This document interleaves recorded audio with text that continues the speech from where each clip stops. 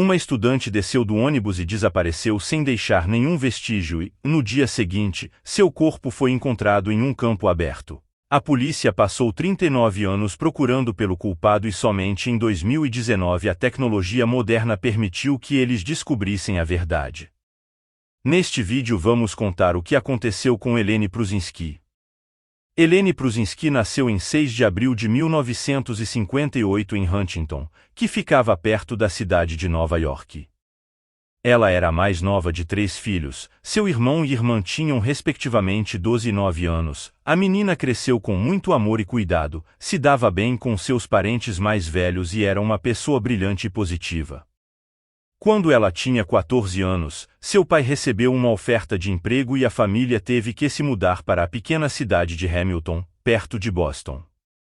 Lá ela se matriculou na escola local, onde desenvolveu uma paixão por cantar e praticar esportes. Ao mesmo tempo, Helene decidiu que queria amarrar sua vida futura com o jornalismo. Após o ensino médio, ela se matriculou no Wheaton College, que ficava a 110 quilômetros de sua cidade. Era perto o suficiente para visitar sua família pelo menos uma vez por mês. Além disso, a instituição oferecia uma educação verdadeiramente de qualidade em jornalismo. Helene se adaptou rapidamente à vida de estudante, indo bem na escola e participando ativamente da vida universitária. Eventualmente ela teve uma oportunidade que estava esperando. Ela tinha a chance de fazer um estágio em uma estação de rádio de notícias localizada em Denver. Apesar da cidade estar a mais de 1.600 quilômetros de distância de seu colégio, Helene estava animada com a oportunidade. Além disso, seu tio e tia moravam em Denver e concordaram em hospedá-la para o estágio. Junto com ela também foi uma colega de classe que estudava jornalismo. Em janeiro de 1980, Helene, com 21 anos na época, voou para Denver e começou a trabalhar em uma estação de rádio. Todos os dias ela tinha que pegar o ônibus do escritório para casa. A viagem levava cerca de 30 minutos, após isso ela tinha que andar vários quilômetros. Em 16 de janeiro ela saiu da estação de rádio como de costume às 6 horas da tarde e foi para o ponto de ônibus, só que infelizmente ela nunca apareceu em casa. Sua tia imediatamente começou a se preocupar porque Helene sempre a avisava se planejasse estar em algum lugar tarde. A mulher esperou algumas horas, mas às 11h30 da noite decidiu ir à polícia. Os investigadores imediatamente começaram uma busca, temendo que o desaparecimento de Helene pudesse estar conectado a uma série recente de ataques a mulheres na área. Eles vasculharam a área ao longo da rota de Helene a noite toda, mas não conseguiram encontrá-la. De manhã, uma mulher se aproximou da polícia. Ela estava dirigindo seu carro por uma área suburbana de Denver com seus filhos. Em um ponto, eles notaram alguém deitado em um campo perto da estrada. A mãe parou o carro, se aproximou e viu o corpo de uma jovem sem sinais de vida. Com isso a polícia chegou ao local e imediatamente identificou Helene. Suas roupas estavam parcialmente faltando, suas mãos estavam amarradas atrás das costas e todos os seus pertences pessoais também estavam faltando. Mais tarde os especialistas médicos determinaram que a garota havia sido esfaqueada 9 vezes e forçada a atos. O triste fim de sua vida ocorreu entre 6 horas e 10 horas da noite. A polícia conseguiu encontrar uma testemunha que viu Helene descer do ônibus por volta das 5h30 da tarde. Helene tinha vários quilômetros para percorrer desde o ponto de ônibus até sua casa e parece que o agressor a atacou naquele ponto. As agências de polícia vasculharam a área perto de onde o corpo foi encontrado, mas não conseguiram encontrar quase nenhuma pista, além de impressões de sapatos que tinham um tamanho 44, elas levavam da estrada para o corpo e do corpo para a estrada. Naquela época os legistas também encontraram material biológico no corpo e nas roupas da vítima que parecia pertencer ao assassino, porém naquela época não podia ajudar na investigação porque a ciência de estudar DNA estava apenas em um estágio inicial de desenvolvimento. Mesmo assim, as amostras foram enviadas para um laboratório para armazenamento na esperança de que ajudassem a identificar o autor no futuro.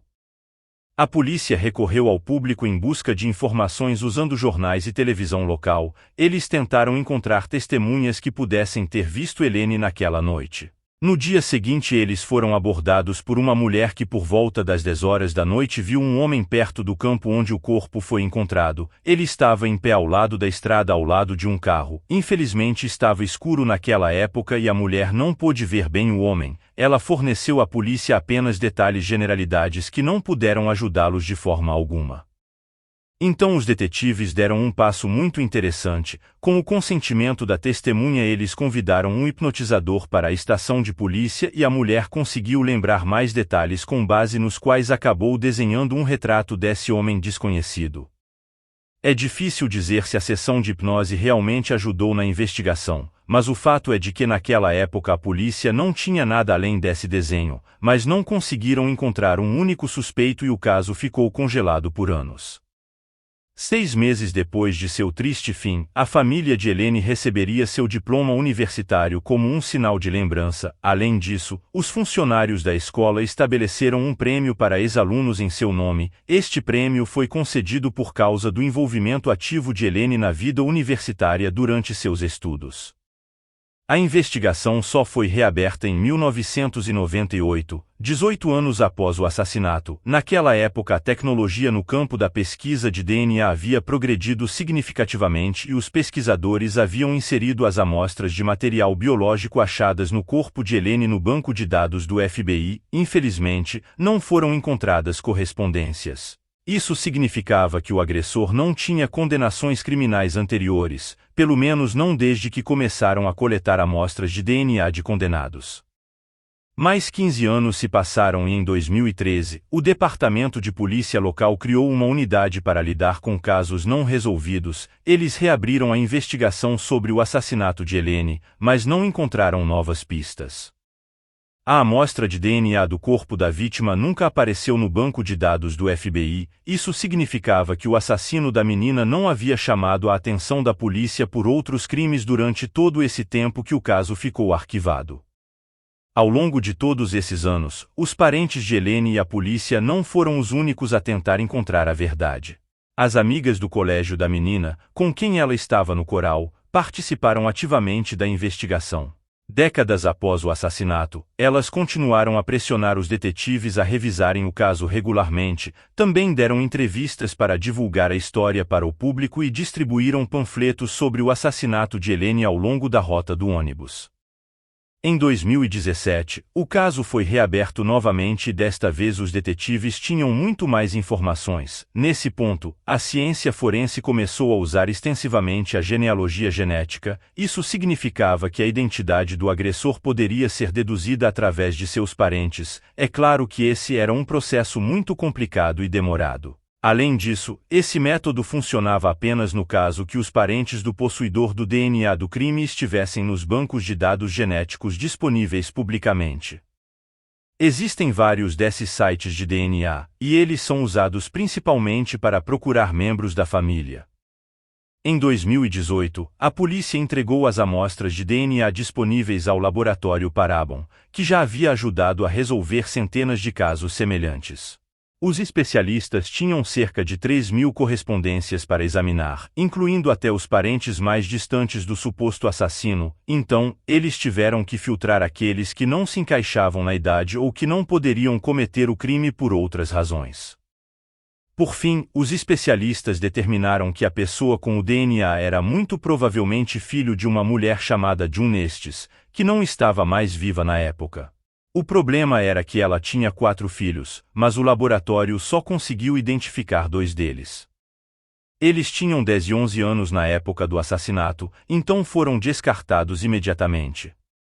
A busca pelos outros 2 filhos se arrastou e os especialistas começaram a explorar outras opções.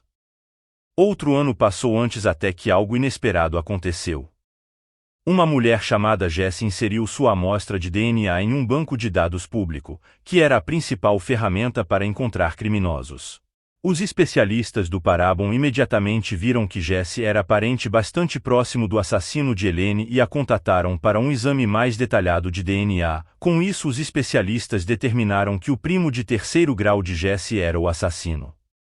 Os detetives pediram à mulher informações sobre sua família para finalmente identificar o suspeito e, felizmente, ela aceitou. Jessie estava interessada em podcasts sobre vários crimes como o assassinato de Elaine, foi por isso que ela colocou suas informações no banco de dados aberto.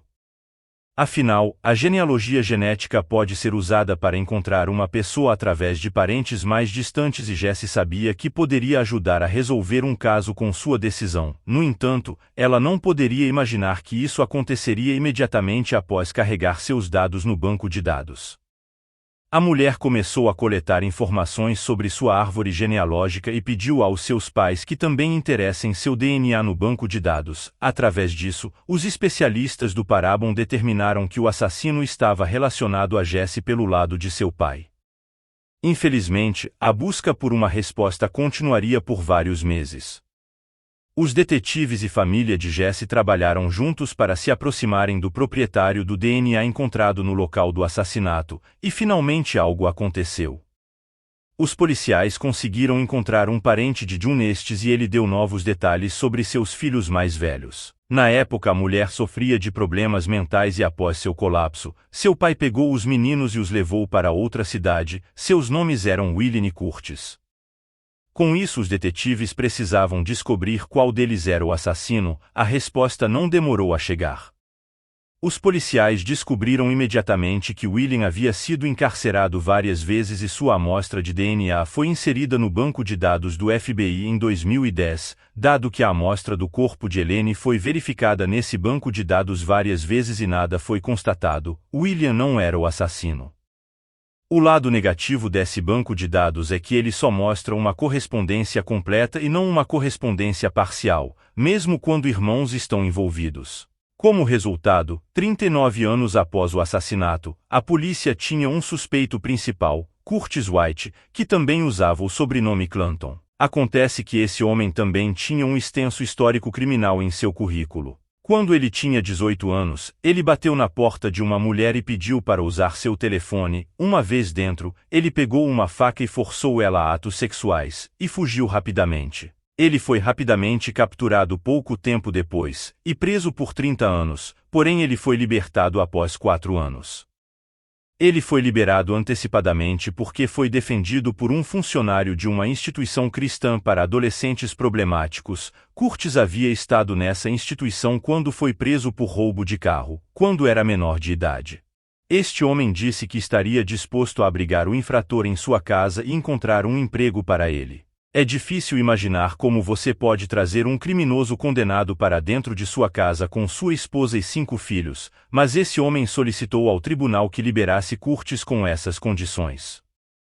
Após sua liberação, Curtis se mudou e conseguiu um emprego como jardineiro. Na época do assassinato de Elaine, eles estavam morando naquela mesma área. Mais tarde, ele se mudou para a Flórida. Curtis tinha 62 anos na época que estava na Flórida, trabalhando como caminhoneiro. Antes de acusá-lo pelo assassinato de Elaine, os investigadores queriam mais evidências concretas. Eles monitoraram o homem por cerca de uma semana na tentativa de obter secretamente uma amostra de seu DNA. Primeiro, eles pegaram um copo de leite do lixo dele e enviaram para o laboratório. Os especialistas encontraram DNA nele, mas era muito pouco para analisar. Em 30 de novembro, os detetives o seguiram até um bar, onde o suspeito bebeu várias garrafas de cerveja do mesmo copo. Assim que ele saiu, o copo foi apreendido e enviado para um laboratório. Levou quase um mês para transportar e examinar, mas eventualmente os detetives tiveram o resultado tão aguardado em suas mãos. A amostra do corpo da vítima correspondia exatamente ao DNA de Curtis. Ele foi preso em 11 de dezembro e acusado pelo assassinato de Elaine. O homem negou qualquer envolvimento no caso, então o promotor estava se preparando para levar o caso ao tribunal e o homem mesmo foi extraditado para o Colorado. E aqui aconteceu algo inesperado. No caminho, ele começou a confessar gradualmente o que havia feito. Os detetives que o acompanhavam ouviram todos os detalhes do crime. Curtis disse que estava dirigindo pela rua e notou uma garota solitária descendo do ônibus, puxou uma faca e a forçou para dentro de seu carro com a intenção de cometer atos de violência. Ele então a levou para fora da cidade, fez coisas horríveis com ela e deu um fim à sua vida. Como resultado, ele foi condenado à prisão perpétua com possibilidade de liberdade condicional após 20 anos, considerando que ele teria 82 anos na época, ele não viveria até aquele tempo. Infelizmente, a maioria dos próprios parentes de Helene não viram o assassino ser punido. Seus pais e irmão mais velho haviam falecido muitos anos antes, e apenas sua irmã mais velha sobreviveu. Quase 40 anos depois, a idosa recebeu uma ligação da delegacia, finalmente informando-a de que o caso havia sido resolvido. Há mais um momento sinistro nesta história toda. Como você pode lembrar, na época do assassinato de Helene, houve incidentes repetidos de abuso de mulheres em Denver, e esses crimes tinham um modo de operação comum. Agora, os detetives pensam que Curtis estava por trás de todos eles.